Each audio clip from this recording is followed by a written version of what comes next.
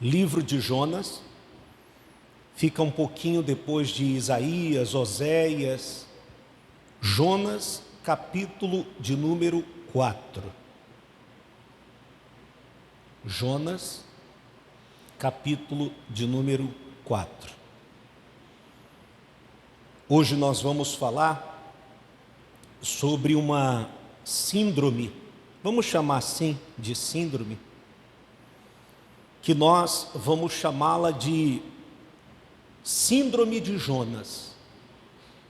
E depois, com a leitura e com o que nós escrevemos também, o entendimento que nós tivemos também sobre o assunto, você vai ter uma visão melhor do que essa síndrome de Jonas ela significa. Então, Jonas, capítulo de número 4. Jonas, capítulo de número 4. Curve a sua cabeça antes da gente fazer a leitura. Vamos cantar esse hino ao Senhor. Vamos cantar esse louvor ao Senhor. Eu quero ser, Senhor amado, como um vaso nas mãos do oleiro. Quebra minha vida. Quebra minha vida e me faça de novo. Eu quero ser como um vaso novo. Aleluia. Como tu queres, Senhor amado. Senhor amado, eu sou um vaso, Tu és o oleiro. e tu és o oleiro. Quebra minha vida. Quebra minha vida e me faça de novo. Eu quero ser como um vaso novo. Eu quero ser como um vaso novo. Faça isso, meu Pai, através da Tua palavra, da pregação da Tua palavra em nossas vidas. Graças a Deus. Bom, vamos primeiro ler o texto que eu compartilhei com vocês, o início dele, para a gente poder, quando formos fazer a leitura da Bíblia, a gente entender o que aconteceu com Jonas. Bom, o texto diz assim: Deus mandou Jonas pregar aos habitantes de Nínive, que era uma cidade, é uma cidade. No entanto, ele fugiu, e essa é a palavra mesmo, fugiu, para Tarsis. Quer dizer, a ordem foi para ir para Nínive, e ele fugiu para Tarsis. E assim, toda vez que eu faço essa leitura aqui, uma das coisas que eu considero mais hipócrita da parte de Jonas foi ele se dispor, quando o Senhor o chamou para dar a ele essa missão. Se você fizer a leitura lá depois, quando ele foi chamado para a missão, ele se dispôs, ele foi à presença do Senhor e se dispôs, dizendo amém. Lá no texto bíblico fala que ele disse amém para essa direção que Deus deu a ele. Aí, quando ele saiu da presença do Senhor, diz lá o texto bíblico, ele fugiu para outra cidade. A ordem era Nínive, ele fugiu para Tarsis. Eu considero essa atitude de Jonas muito hipócrita, porque Deus nos dá o livre-arbítrio para a gente fazer as nossas escolhas. Então é melhor falar assim, ó, não vou, do que falar eu vou e depois não ir. É melhor falar assim, não, eu não vou fazer, do que falar, não, amém, eu vou fazer, e depois não fazer. É aí que nasce a hipocrisia. Vamos continuar. Deixa eu só compartilhar com o pessoal que chegou aqui o texto para a gente acompanhar todos juntos. Só me dê um minutinho aí que eu já vou compartilhar com os nossos irmãos aqui.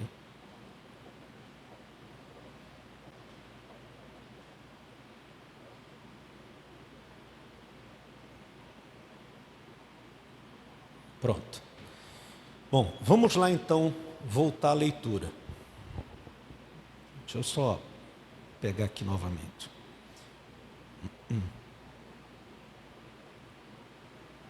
Vamos lá. No entanto, ele fugiu para Tarsis. E após uma série de eventos dramáticos, finalmente foi levado de volta à sua missão original. Você sabe quais foram os eventos dramáticos, né? Ele se escondeu no porão de um navio, porque estava fugindo. É outra ilusão achar que pode se esconder dos olhos do Senhor. Eu posso me esconder dos seus olhos, você pode se esconder dos meus, mas quem de nós aqui pode se esconder dos olhos do Senhor? Então é ilusão.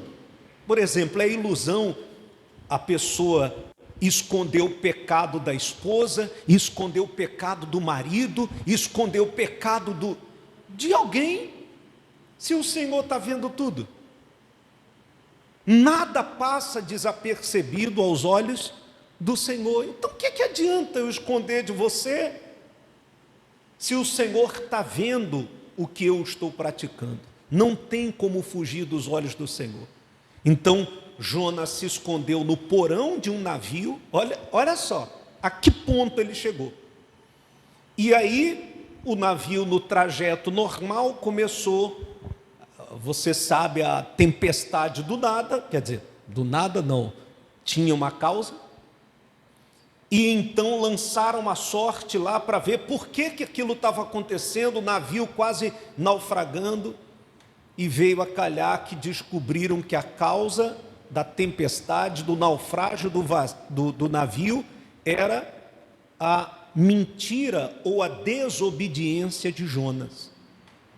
E foi lançado no mar, uma baleia, né? Diz o texto que ele foi engolido por uma baleia, ficou 3 dias no ventre da baleia. Quer dizer, depois de todos esses eventos, por causa de uma coisa que foi ele que provocou. Não, o Senhor castiga. Não, ele provocou a situação. Então, depois de todos esses eventos, vamos voltar ao texto aí. A cidade de Nínive se arrependeu, mas Jonas ficou indignado com o quê? Com a misericórdia de Deus para com os ninivitas. Vamos lá na Bíblia para a gente poder ler sobre isso. Olha só. Só um minutinho. Olha só, Jonas ficou irado por causa da misericórdia de Deus com os outros. Por isso que eu chamei a mensagem de Síndrome de Jonas. Vamos ler aí. Jonas, capítulo 4, a partir do versículo de número 3. Jonas, capítulo 4, a partir do versículo de número 3. Diz assim o versículo 3. Jonas falando: Ó Senhor, agora, portanto, tira a minha vida. Não é um cabeça de bagre mesmo? Pô, o cara passou 3 dias no ventre da baleia, quase morre no naufrágio. Deus deu a ele uma nova oportunidade. Aí, porque Deus teve misericórdia de Nínive, que era uma cidade do pecado, pecaminosa, era gente egoísta, que pecava, que aprontava. Sabe, aquela cidade terrível, quase uma Sodoma e Gomorra. Aí, porque Deus teve misericórdia daquela cidade, porque o povo se converteu ao Senhor, Jonas ficou irado. Aí disse: ó Senhor, agora, portanto, tira a minha vida. Eu te rogo, que é outro pecado que o ser humano comete, e alguns de nós já cometemos esse pecado, hoje não mais, de ficar falando: Senhor, tira a minha vida, me mata, me leva. Isso é um pecado contra o Senhor, porque quem nos deu a vida? E Ele consultou alguém na hora de te dar a vida? Ele não consultou ninguém. Então, na hora de tirar ela também, Ele sabe o momento certo e Ele sabe a hora certa. Quantas mortes, por exemplo, que nós tomamos conhecimento, que do nada aconteceu. Gente lá na UTI, respirando por aparelhos, 15 dias internada, não morreu. Aí o outro escorregou na casca de banana, bateu só as costas e morreu. Quer dizer, então o Senhor sabe a hora certa. Então, quando uma pessoa fala: tira a minha vida, ela está afrontando ao Senhor. Alguns de nós já falamos isso. Hoje, com o entendimento do Evangelho, nunca mais. Você pode ter uma perda dolorosa, você pode passar pela situação mais humilhante da sua vida, mas nunca abra sua boca para falar isso. Tira a minha vida, porque Ele sabe a hora certa e não precisa que ninguém o insulte falando isso. Vamos voltar à Bíblia. Então Jonas disse: eu te rogo, afinal é para mim melhor morrer do que seguir vivendo. Mas por que toda essa raiva? Por que toda essa ira? Só porque Deus teve misericórdia de Nínive, de um povo que era rebelde, pecador, desobediente. Deus teve misericórdia, e daí? Ora, se eu sou uma pessoa convertida a Jesus, pense comigo, vamos lá, vamos usar nossa cabeça. Se eu sou um cristão de verdade, e o Senhor teve misericórdia de você, o que é que eu, como um cristão de verdade, devo fazer? Ficar irado ou ficar feliz? Hoje, por exemplo, a gente vê isso no nosso ministério, você vê isso na sua vida. Eu recebo mensagens de pessoas nos insultando, que o desejo delas é que a gente estivesse no mundão bebendo cachaça, fumando maconha ou cheirando cocaína, tivesse abandonado a minha esposa. É o desejo delas. Mas a misericórdia do Senhor está sobre nós, e a gente está aqui caminhando firme e forte com Jesus. Mas era o desejo dela. Elas ficam iradas porque Deus teve misericórdia de mim e de você. Isso se estende também para a vida pessoal. Poxa, o Senhor teve misericórdia de você e te colocou numa condição melhor do que a minha, financeiramente, profissionalmente. A maioria de vocês, por exemplo, hoje eu estou correndo atrás para realizar os meus sonhos que vocês já realizaram. Muitos de vocês já são pais, e eu fico, não é inveja, tá? Mas eu acho bonito, você lá com teu filho, jogando futebol lá, você e teu filho, o seu Toniel está ali com o filho dele, aí vejo a mãe saindo com a filha, aí vejo outras coisas. Eu não sinto inveja. Poxa, a misericórdia de Deus te alcançou, porque não tem outra explicação, não foi mérito seu, misericórdia de Deus. Então eu, como cristão e como seu irmão em Cristo, eu fico feliz por você. Bacana. Nós vamos ter no domingo dia 28, sem ser o que vem, o outro, Vamos ter o nosso passeio lá no sítio. Vamos ter o culto, vamos ter o café da manhã, o culto, vamos ter o nosso lazer, 12:30 almoçar, lazer de novo, vamos estar junto lá. Vai levar o videogame? Vai? Beleza. Teve alguém que me perguntou, videogame é do Satanás? Bom, eu nunca vi o diabo jogando videogame, mas se alguém já viu, tem uma galera aí que já viu até anjo, né? Eu nunca vi anjo, nunca vi diabo, nunca vi. Bom, então olha que legal, a gente vai estar lá em família, e alguns vão com os filhos, outros vão com os netos, outros vão com a... Isso é bacana. Então eu não tenho que sentir inveja de você, porque a misericórdia de Deus te alcançou. E ficar, poxa, Deus podia me abençoar como abençoou fulano, beltrano e ciclano.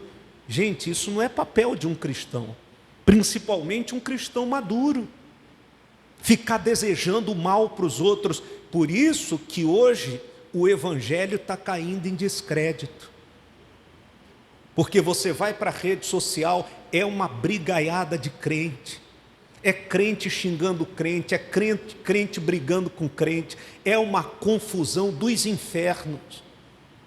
É um amaldiçoando o outro, é um disputando com a igreja do outro, é um querendo o horário de rádio, de televisão do outro, é uma brigaiada.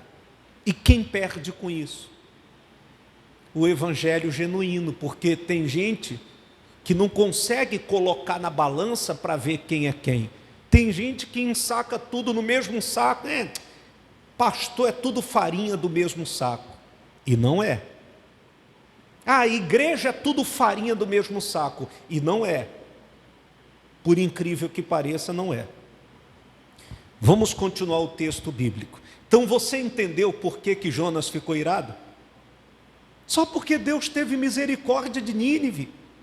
Aí o versículo 4 diz assim: e o Senhor lhe questionou. O Senhor questionou a Jonas: tens alguma razão para te deixares enfurecer dessa maneira? Olha o questionamento que o Senhor fez a ele. Ô Jonas, por qual motivo você está tão irado assim? Está revoltadinho assim? Só porque eu tive misericórdia de Nínive?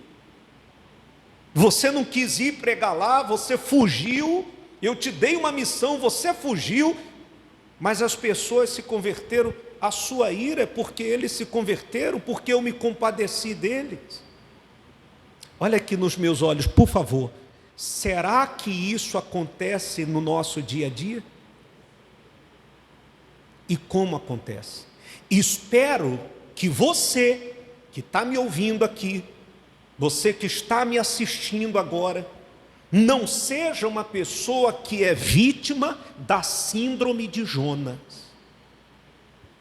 Ou seja, fica irado porque viu Deus tendo misericórdia de alguém, fica revoltado porque viu alguém sendo perdoado, alguém se levantando, alguém retornando, alguém tendo sucesso na vida, e você fica todo revoltadinho, todo iradinho.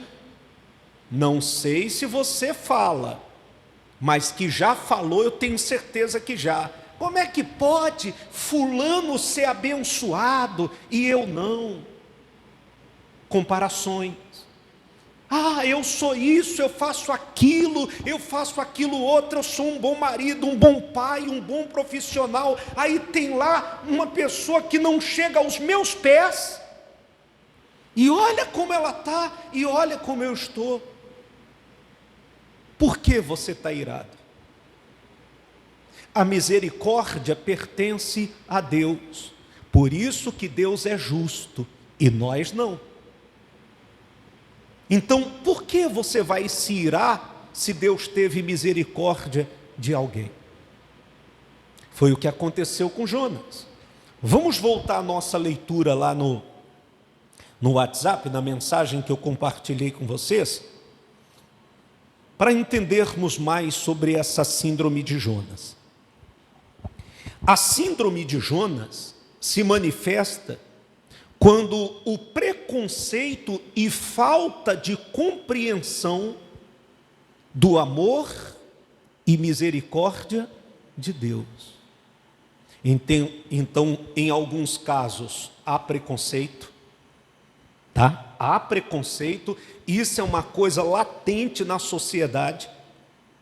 Isso está em todas as esferas da sociedade, inclusive, gente, dentro da nossa família. Há preconceito dentro da própria família. Tem familiares que se iraram com a prosperidade do outro familiar, com o sucesso do outro familiar, dentro da própria família. Quantas sociedades que foram desfeitas, porque um sócio não aceitava o sucesso do outro sócio, não aceitava o desenvolvimento, o crescimento do outro. Então isso aqui, preconceito, está em tudo quanto é esfera da sociedade. Tudo. É com a cor, é com a idade, é com o lugar de onde você saiu. Me lembro que perguntaram quando falaram que Jesus era de Nazaré, né? Pô, mas sai coisa boa de lá? Então o preconceito existe. Agora, um cristão convertido a Jesus, preconceituoso, dá para aceitar isso? Me responda. Dá para aceitar isso? Preconceituoso. Eu falei do aspecto profissional, mas preconceituoso com a opção sexual da pessoa. Escolheu ser gay, escolheu ser lésbica. Eu, como cristão, ter preconceito com a pessoa, isso não quer dizer que eu aprovo o que ela faz. Mas eu não posso ser uma pessoa preconceituosa. Hoje já não tanto, mas ainda existe, por exemplo, o preconceito com pessoas que usam tatuagens. E eu já falei isso aqui, eu conheço pessoas que usam tatuagens que são um amor de pessoa. Meu sobrinho tem o braço fechado, tatuagem aqui, acho que tem na perna também, né? Na perna, responsável, educado, obediente, um homem. Meu pai e minha mãe que criou ele. O pai só botou no mundo, mas quem criou ele foi meu pai e minha mãe. Um homem de caráter, professor de educação física. Mas se você vê ele tem tatuagem em tudo quanto é canto. E quantos que se dizem cristãos que ainda têm preconceito com as pessoas? Um amigo meu, lá de São Paulo, ele tem os 2 braços fechados de tatuagem. Aí ele foi numa igreja, e aí é a batalha, porque hoje ele é, como a gente fala aqui no Pará, rebarbado com relação à igreja. De vez em nunca ele assiste meus cultos online. Aí eu incentivando ele, poxa, vai lá, você tem que procurar um lugar saudável, você não pode abandonar a caminhada cristã. Aí ele foi com a esposa numa igreja evangélica, e como ele tem os braços fechados de tatuagem, ele foi com uma camisa assim, igual essa que eu estou, e um irmãozinho da igreja no final do culto chamou ele e falou: olha, da próxima vez, vem com a camisa manga longa, para não mostrar suas tatuagens, porque você está incentivando os jovens da igreja a seguir esse caminho. E aí? E aí? Seja sincero, você voltaria num lugar desse? Eu não voltaria, porque em nenhum texto da Bíblia condena isso. A única passagem que os evangélicos pregam que falam disso é quando os egípcios se feriam, mas o que é que eles faziam? Eles faziam isso como um ritual para os deuses do Egito. Então como é que eu vou ser preconceituoso? Aí entra preconceito com a cor. Quando eu fui namorar a Márcia, eu era solteiro e eu fui chamado pela liderança da igreja e me perguntaram: você gosta de alguém? Gosto. Quem é? É a Márcia. Era muito conhecida lá na igreja. Aí o líder da época, o cara que era o meu líder lá: a Márcia? Não. Você vai casar com uma negra. Assim mesmo. Não. Aí me apresentou loira, ele, ruiva, só mala.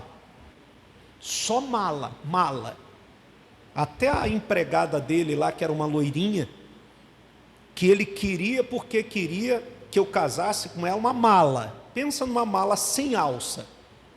Dor de cabeça. E aí quando eu fui, depois de acho que 3, 4 anos, me cozinhando, igual cozinha galo, a lenha, e eu solteiro, gemendo, e aí quando me chamou, falou na cara da Márcia: rapaz, não está vendo que ela é negra e você é branco? Você vai na cara da Márcia, lá em 1900 e bolinha, um lugar onde não deveria haver preconceito, havia. Da primeira vez que eu estive aqui em Belém, eu saí daqui, quem lembra, eu saí daqui com 96 quilos. Imagina, com essa altura, 1,90 m, 96, mas eu tomava açaí todo dia com farinha. Era sagrado. Aí eu saí daqui, vocês lembram, tem foto nossa lá do...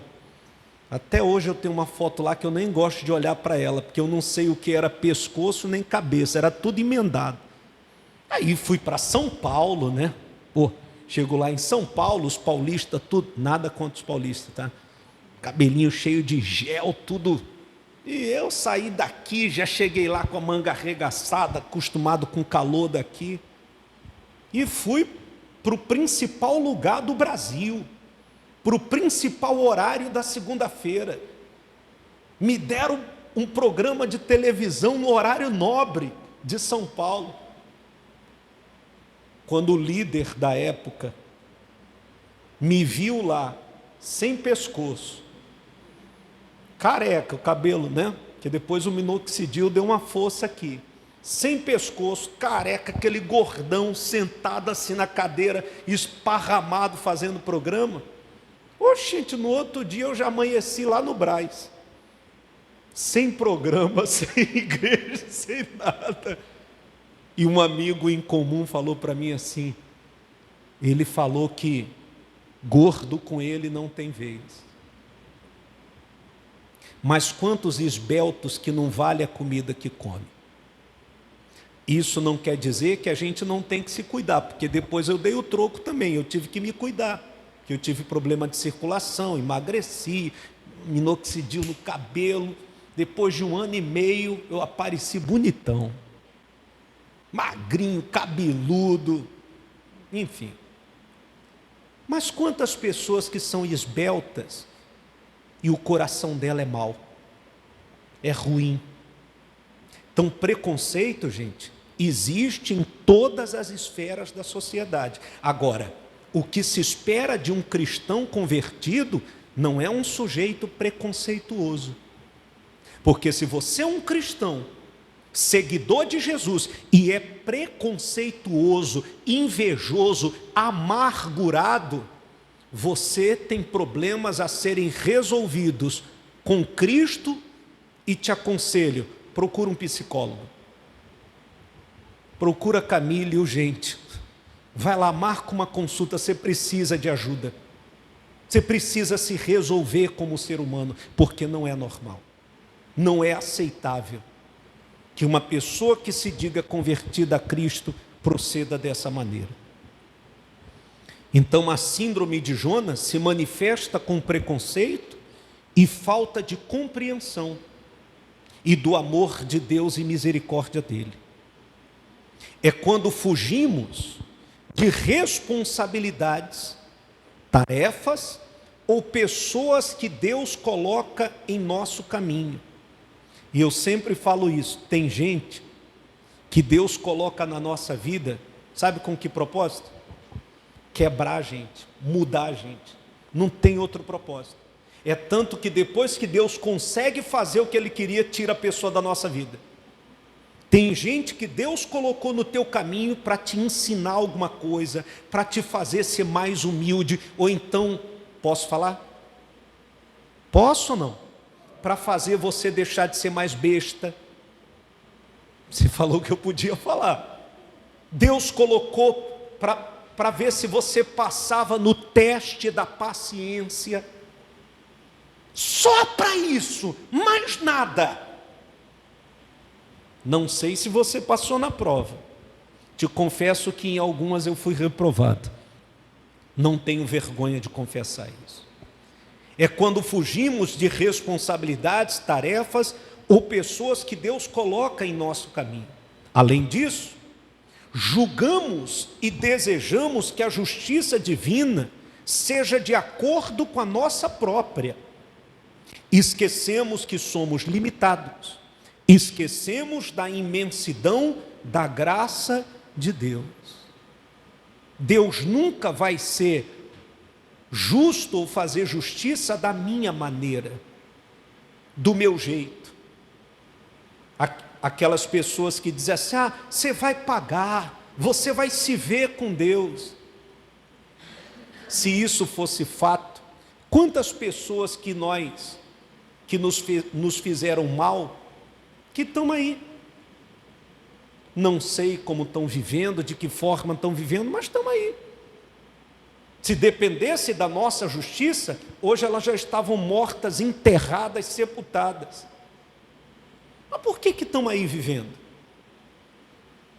Deus é misericordioso, cabe a nós aceitar a vontade dEle e não questionar a vontade dEle. Ele desejou, Jonas, a destruição de Nínive, mas Deus, Jonas estava tão consumido pela sua própria justiça e pela sua ira, que perdeu de vista a compaixão e o amor de Deus. Ele desejou a destruição de Nínive, mas Deus, em sua infinita misericórdia, desejou sua salvação. Por isso que a gente tem que ter muito cuidado no que a gente fala quando o nosso coração está irado. Você que é pai, você que é mãe, tome cuidado, tá? Quando você estiver com o seu coração irado, muito cuidado com o que você fala, muito cuidado com o que você diz. Não é que a palavra vai virar uma maldição na vida do filho, não é isso. Mas a sua ira, a nossa ira, pode nos levar a falar e a fazer coisas que desagradam ao Senhor. Cuidado. A melhor coisa é você segurar a tua onda, acalmar teu coraçãozinho, deixar a pressão voltar a 12/8, 11/8, usar o seu juízo para depois você falar ou fazer o que tem que fazer. Tem gente que no momento de ira, ela fala tanta abobrinha, inclusive contra Deus, que se Deus não fosse misericórdia e amor, ela estava ferrada há muito tempo. É os nervosinhos, É os estressadinhos. Como diz lá o personagem lá que faz aquele rapaz que faz o personagem da morte, Amostradinho, vou fazer sua passagem. Jonas estava se sentindo melhor que os ninivitas. Ele desprezou a graça de Deus. Ou seja, Jonas se colocou na posição de juiz, julgando quem era bom ou mal. Mas, na verdade, só Deus conhece os corações. Será que você é essa pessoa que vive se colocando na posição de juiz? Porque quando eu sou preconceituoso com alguém, eu estou me colocando num nível acima dos demais. E como eu sempre falo, deixa eu resgatar uma fala minha lá de trás. A graça do Senhor colocou todo mundo dentro da mesma rabeta, ou dentro do mesmo barquinho. Dentro desse barco que eu e você estamos, não tem capitão, não tem marujo. É capitão, marujo, qual é que é o outro? Qual que é o mais perebinha lá?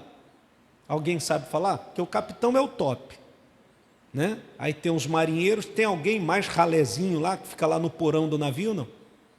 Não sei se tem, deve ter. Hã? Deve ser por aí.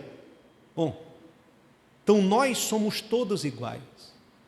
Não tem ninguém melhor do que ninguém. Eu não sou melhor do que você porque estou pregando, te ensinando. Você não é melhor do que eu. Ninguém é melhor do que ninguém. Eu não me sinto superior a você.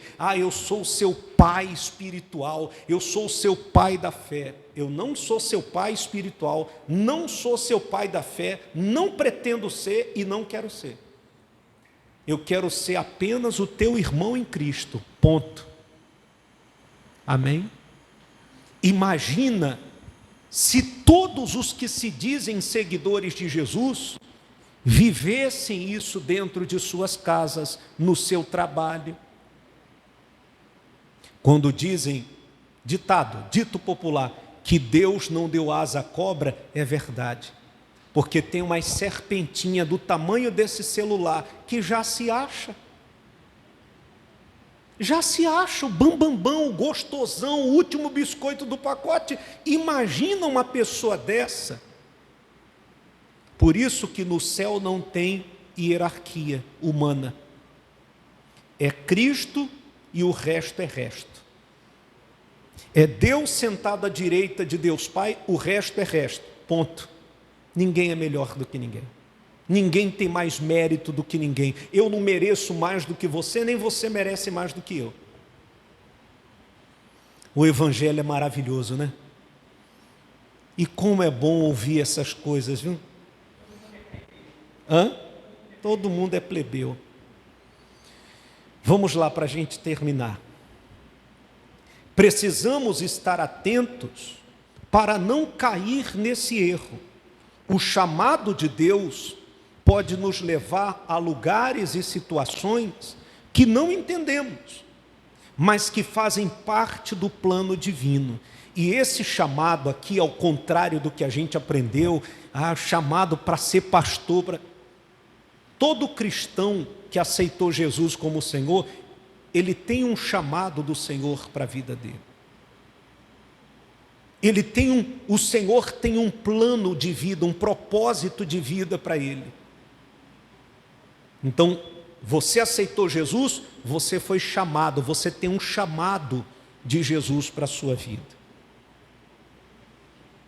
Então diz assim: devemos confiar nele, no Senhor,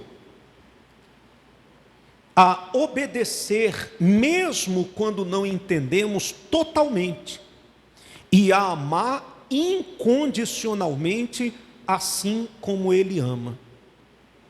Olha que coisa profunda. Então devemos confiar e obedecer mesmo quando a gente não está entendendo nada. Meu Senhor, por que isso está acontecendo? Eu não estou entendendo o que é que eu fiz. Bom, entendendo ou não, eu devo confiar e obedecer ao Senhor. E amar incondicionalmente como Ele ama. Você se sente uma pessoa amada por Jesus? Sente ou não? Quem se sente uma pessoa amada por Jesus? Mas vamos lá. Por que Ele te ama?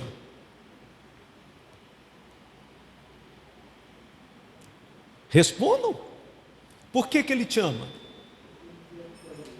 Não, porque você devolve o dízimo. Porque você nos ajudou a pagar o aluguel no dia esse mês. Aliás, dia 11 Márcia falou: amor, graças a Deus já tem o dinheiro dos aluguéis. Era dia 11. Eu falei: vamos pagar, só de raiva eu vou pagar um dia antes. É tanto que dia 12 eu vou falar o nome do santo. Nem me deu bom dia, porque já estava pago. Não é só para tirar uma onda também. Estou brincando com vocês. Mas sabe por que Jesus te ama? Porque você é ofertante. Porque você vem no culto. Ou quem sabe porque você é uma coisinha linda de Jesus. Será que é por isso que Ele nos ama? Eu me sinto amado. Eu me sinto amado. Sabe por que Ele nos ama? E como Ele nos ama?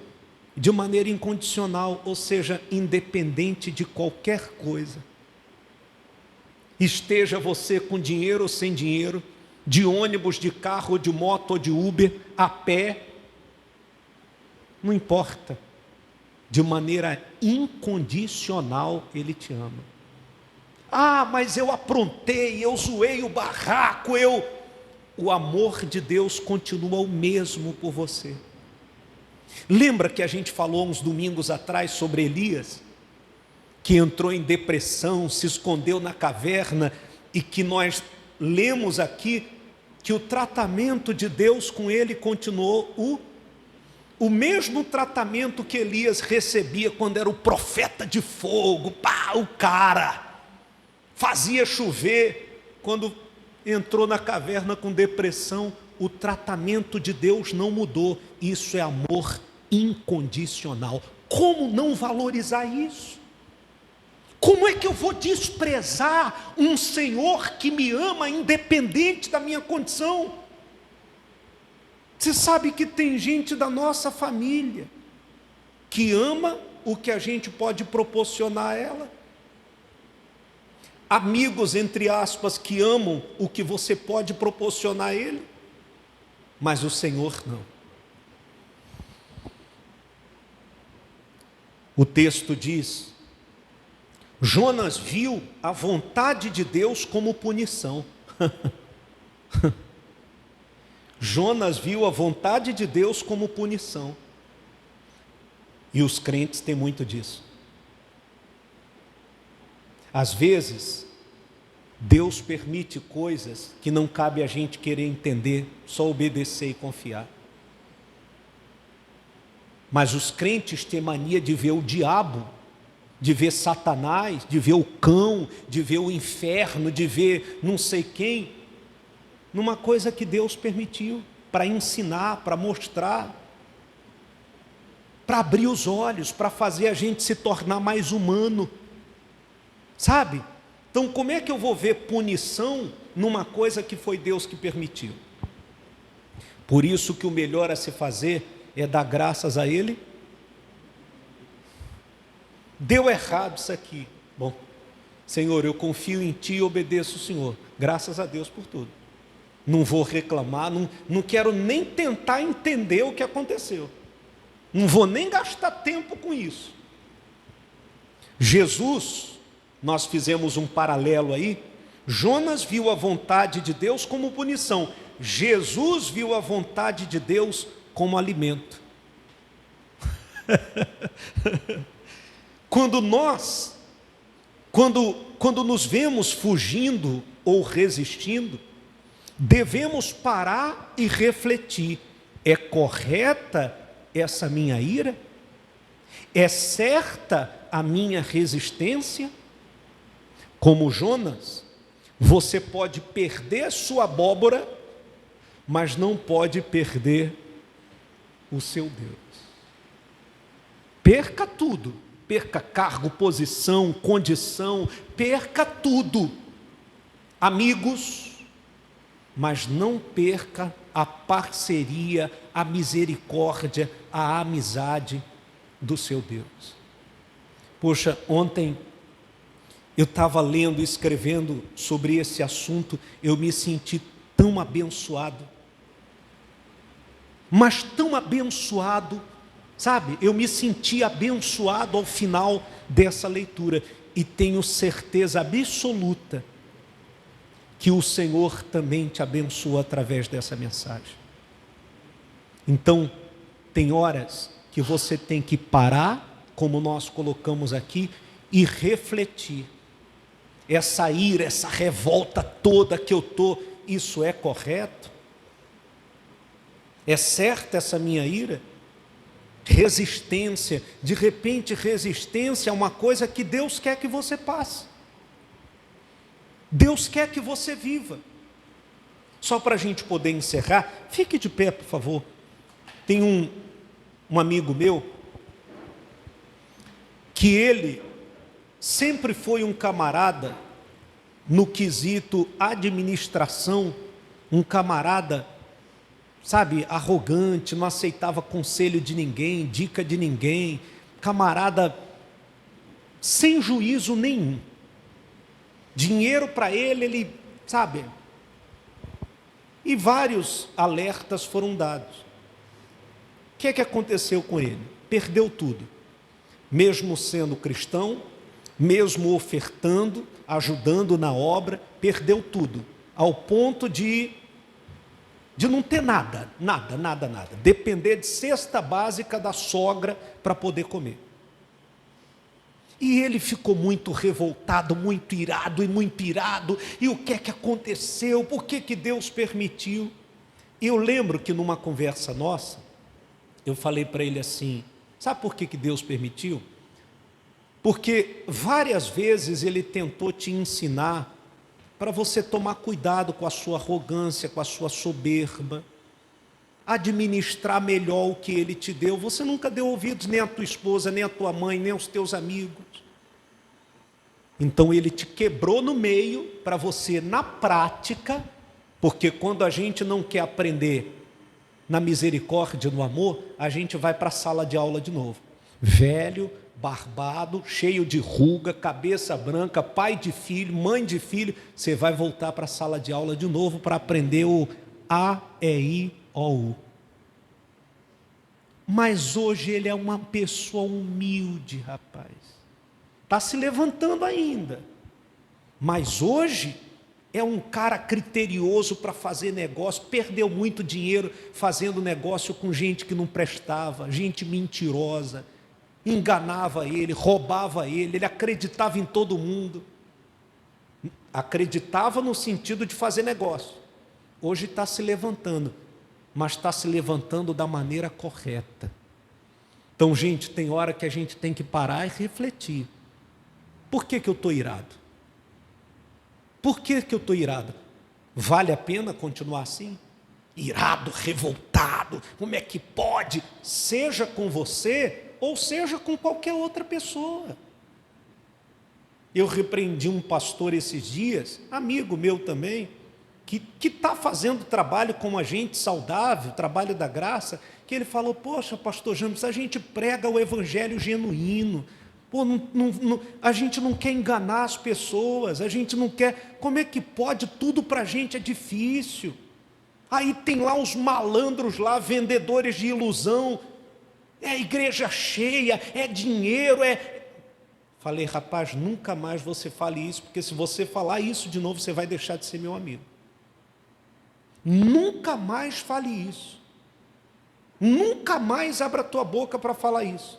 Nunca mais. Aí ele começou a chorar no telefone comigo, reconheceu que aquela ira não ia levar a lugar nenhum. Eu quero lá saber o que está acontecendo na casa do vizinho.